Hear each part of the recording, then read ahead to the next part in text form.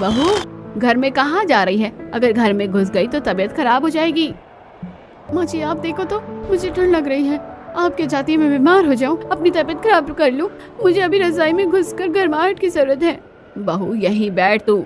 जिसके बाद सुनीता जी कुछ लकड़ियां लेकर आती हैं और खेतों में आग जलाती हैं। ये आग से इससे शरीर को गर्माहट मिलेगी। ऐसे ही अगर तू रजाई में घुस गई होती तो अभी तक तबीयत ठीक नहीं होती और खराब हो जाती।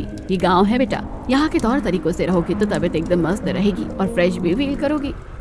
हाँ माँ जी, मैंने गांव में शादी इसलिए की ताकि मैं खुश रहूं, नेचर से जुड़ी रहूं। लेकिन जब से मुझे यहाँ आकर आराम करना पड़ रहा है तो मुझे इरिटेशन हो रही है। गोबर से लीपना, चूल्हे में खाना और भैंस का दूध निकालना, ये तो रोज का जीवन है ना बेटा, इससे तो पीछा नहीं छूटेगा। और देखो तो चूल्हे में खाना बनाने से जो धुआं आँख में लगता है उससे आंखें मजबूत रहती हैं और शुद्ध आग में खाना बनाने से वो काफी स्वादिष्ट भी होता है। और गोबर से घर में कीटाणु नहीं आते, वो नेगेटिविटी को प्रोटेक्ट करता है।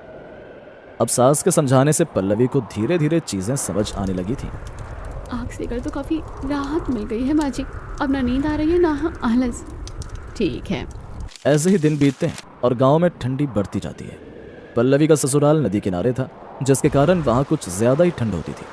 अब ठंड इतनी ज्यादा बढ़ गई थी कि उसके सास ससुर खेतों में काम नहीं कर पा रहे थे और अकेला रोशन काम कर रहा था, जिससे उसकी भी तबीयत खराब हो रही थी।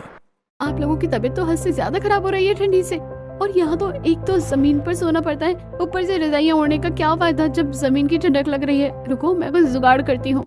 जिसके बाद पल्लवी अपने खेतों से पैरा लाकर जमीन पर बिछा देती है। अब इस पैरा की गर्माहट से ठंड नहीं लगेगी। मैं तसली में आग जला देती हूँ ताकि ये थोड़ा सा हीटर का काम करे और आप लोगों को ठंड ना लगे। जिसके बाद पल्लवी तसले में आग जलाकर लाती है और उसके ससुराल वाले मजे से रजाई में ही घुसकर आग सेकते हैं। बहू सभी को गर्मा गर्म पानी और चूल्हे पर बना हुआ गर्म खाना ही परोसती ताकि ठंडी में गर्मा गर्म खाकर उनके शरीर में गर्मी रहे और उन्हें ठंड ना लगे। ऐसे ही दिन बीत रहे थे। एक दिन जब सभी खेतों में काम कर रहे होते हैं। जी ये आधे खेतों में तो धान लगा है, आधा खेत ऐसे खाली क्यों है?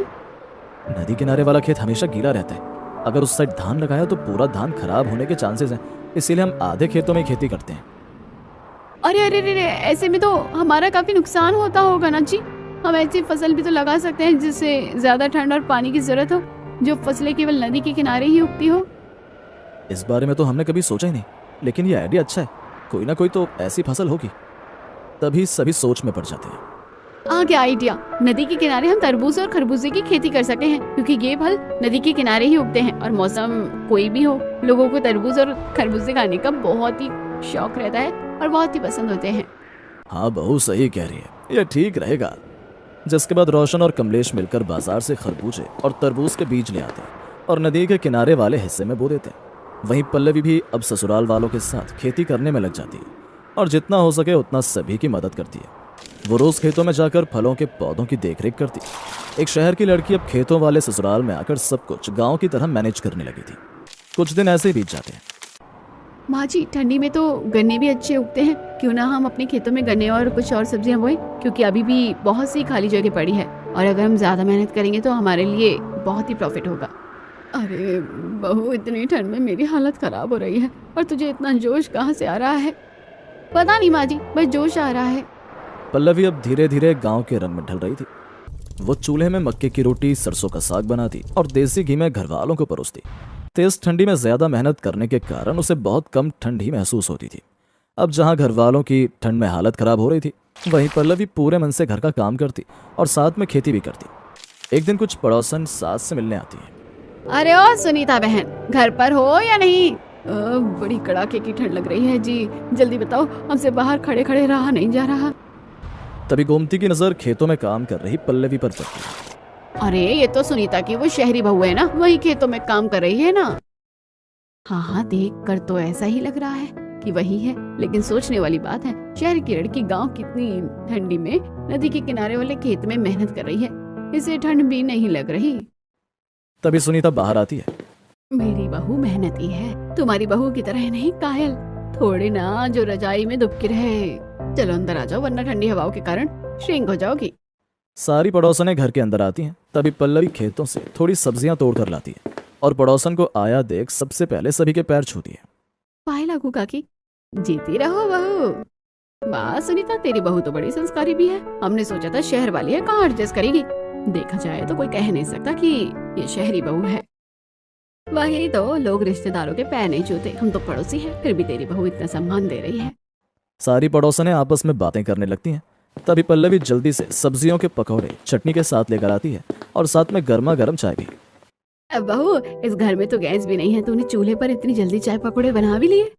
हाँ टीची, सीखने की लगन हो तो इंसान क्या नहीं सीख सकता है।